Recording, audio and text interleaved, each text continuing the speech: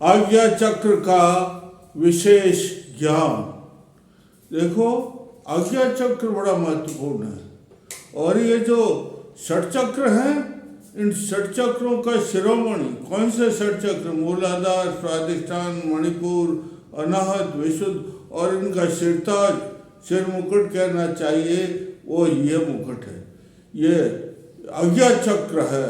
देखो, आज्ञा चक्र को जागृत करने के लिए जब माँ यहाँ पधारती है तो इसको जागृत करने के लिए एक मंत्र बता देता हूँ आपको। वो मंत्र आप सिद्ध कर दो तो एकदम ये आज्ञा चक्र, एकदम ताला जो लगा हुआ है ताले का है, हर चक्र के ताला लगा हुआ, वो ताला इसका खुल जाएगा। वो मंत्र है कुंडली माता का। किसका मंत्र है? कुंडलिनी माता का मंत्र है ओम एम रम राम रीम रोम रेम रोम रम रह। जगतमात कुंडलिनी सिद्धिम देहि देहि स्वाहा। ये कुंडली माँ का मंत्र है भाई, आपको सिद्ध कर दो। इसको तो सिद्ध करना ही पड़ेगा।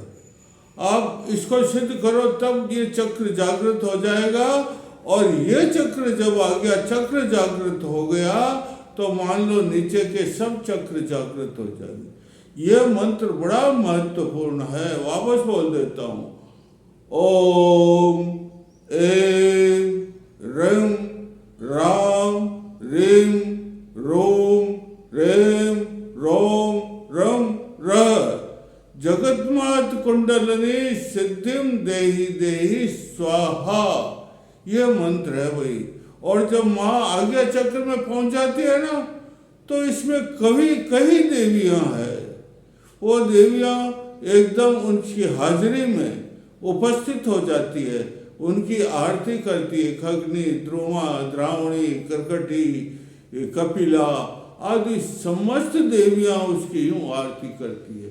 तो हमें पहले उन देवियों को भी प्रसन्न करना पड़ता है। किनको? उन पहले किसका स्वागत करते हैं तो दूसरी औरतें वगैरह जाति श्रृंगार करती है, सिद्ध होती है कि नहीं होती। तो उसी प्रकार पहले हमें उन देवियों के षट देवियां, 8 देवियां, कितनी देवियां? और 8 देव, खग्नि, द्रोमा, द्रामणी, कर्कटी, कठिना, और ये देवियां हैं। पहले हमें इनको जो है सिद्ध करना पड़ता है। तो इन 2 देवियों के, बाद में 6 के बाद बताऊंगा, लेकिन अभी 2 देवियों के सिद्ध करने का मंत्र आपको बताता हूँ। ओम खग, ओम ख। क्या शब्द है? ख मन आकाश होता, ये आकाशी चक्र है। ओम ख भेदा भेदा, और ख, और ये फिर उठी खग्नि जाग्रह जाग्रह स्वाहा। ये मंत्र है भाई। और दूसरा द्रुमा का मंत्र है ओम द्रुमा मृत्युनाशिनी। ओम द्रुमा देवी, श्रीदेवी, मृत्युनाशिनी, ग्रंथि, हन फस्त्राय फट। ये दूसरा देवी। ये तो आज मैंने 2 देवियों का आपको मंत्र बताया, एक खग्नि का और एक द्रुमा का। ये 8 देवियां भाई। 8 देवियां किसकी हाजिरी में खड़ी रहती है?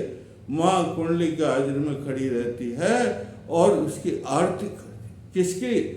माँ कुंडलिनी की क्या करती है? आरती करती है। तो जब माँ आज्ञा चक्र में पधार जाती, आज्ञा चक्र का कपाट खुल जाता है, तो जो है एकदम दिव्य शक्तियां भी प्रकट हो जाती। कौन सी शक्तियां? दिव्य शक्तियां, दिव्य सिद्धियां एकदम प्रकट हो जाती, और जो है पूरे शरीर में साधक के प्रसार कर देती है। और आज्ञा चक्र में 3 ग्रंथियां, 3 नसें आकर के मिलती है, 3 नाड़ियां आकर के मिलती है। कौन कौन सी? एक ईड़ा, एक ईड़ा, एक पिंगला और बीच की सुषुम्ना। ये 3 नाड़ियां किसमें? अरे ये अस्थि के अंदर, ये अस्थि पिंजर है ना, वो रीढ़ की हड्डी, उस रीढ़ की हड्डी के अंदर ये 3 नाड़ियां 5 चक्रों को भेदन करती है, ऊपर आती है और यहाँ आकर के क्या है, ये आज्ञा चक्र, ये आकर के यहाँ मिल जाती है। देखो ये 2 मिली, एक ये तीसरी गुप्त है, ये मिल जाती, इसलिए इसको संगम भी कहते हैं। आज्ञा चक्र को क्या कहते हैं, संगम। संगम का मतलब ये कुंभ का मेला लगता है प्रयाग में, क्यों लगता है कि वह 3 नदियां मिलती है। कौन सी, सरस्वती, गंगा और यमुना, ये 3 नदियां वहाँ का करके मिलती है। इसलिए उस संगम में स्नान करने से सब पाप नष्ट हो जाते। मनुष्य के सारे पाप है ना, उस संगम में स्नान करने से नष्ट हो जाते। लेकिन योग शास्त्र में संगम किसको कहा गया, योग शास्त्र में संगम जो है इस आज्ञा चक्र को कहा गया है। इस आज्ञा चक्र की साधना करने से, इस आज्ञा चक्र में संगम रूपी स्नान करने से, संगम में स्नान करने से सब साधक के पाप धुल जाएंगे और वह मोक्ष मार्ग की, और आगे का जो मार्ग है ना, यहाँ तक तो सिद्धियाँ, भौतिक सिद्धियाँ, आगे जो है ये मोक्ष मार्ग है। ये मोक्ष मार्ग के अंदर जो है आगे उसका रास्ता प्रशस्त हो जाएगा। वही इसको दिव्य नेत्र भी कहते हैं।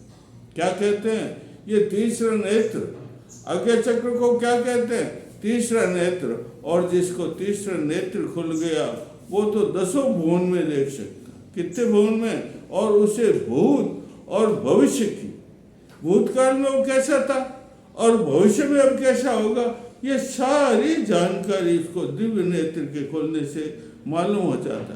गीता में आपने पढ़ा होगा, भगवान ने अर्जुन ने को कहा, रे अर्जुन मेरे जो है विराट रूप का दर्शन कर। तो विराट उसके तो लौकिक आगे थे, वो आगे कर सकता था, लेकिन उसका आज्ञा चक्र जागृत हो गया, उसकी दिव्य दृष्टि खुल गई और भगवान ने एकदम, कृष्ण भगवान ने आपका विराट स्वरूप प्रकट किया और उसने दर्शन किया। फिर हाथ जोड़ दिया उसने, प्रभु अब इस विराट रूप को लोप हो जाओ। और उसी प्रकार भगवान राम जी ने, हनुमान जी का भी ये तीसरा नेत्र खुल गया था, उनको दिव्य दृष्टि प्राप्त हो गई थी। तो राम जी ने हनुमान जी को भी अपने दिव्य स्वरूप का दर्शन कराया था। तो ये इतना दिव्य स्वरूप है, आज्ञा चक्र का स्वरूप है, दिव्य नेत्र का स्वरूप है, तीसरी दृष्टि का स्वरूप है। और ये जब दिव्य दृष्टि होती है तो साधक को 10 भुवन, 10 भुवन का मतलब 10 लोक, 10 भुवन का क्या मतलब, तो 10 लोक का ज्ञान हो जाता और वह इतना सूक्ष्म बन जाता। सूक्ष्म मतलब अणिमा सिद्धि। सूक्ष्म का मतलब क्या, करते अभ्यास के ओम का जप करते, ओम ओम ओम ओम जपने से वो इतना सूक्ष्म बन जाता है कि पवन के समान या रूई के समान हल्का हो जाता है और आकाश में विचरण करने लग जाता है। उसे दूर श्रवण शक्ति प्राप्त हो जाती है, उसे दूर दर्शन शक्ति प्राप्त हो जाती है, उसे धरा धाम के अंदर, धरती के अंदर छिपे हुए जितने रत्न हैं उन रत्नों की प्राप्ति, उन रत्नों का ज्ञान, उन रत्नों का ज्ञान हो जाता है और भविष्य में जो घटनाएं होगी उसका ज्ञान भी उसे हो जाता है। वह सर्वज्ञ बन जाता है, सब विद्याओं का ज्ञाता, सर्वदर्शी, सब चीजों का दर्शन करने का बन जाता है। इसलिए आप इसे आज्ञा चक्र की साधना करें और मैं और भी इसके मंत्र कल आपको बताऊंगा। बोलिए श्री राम श्री राम श्री राम।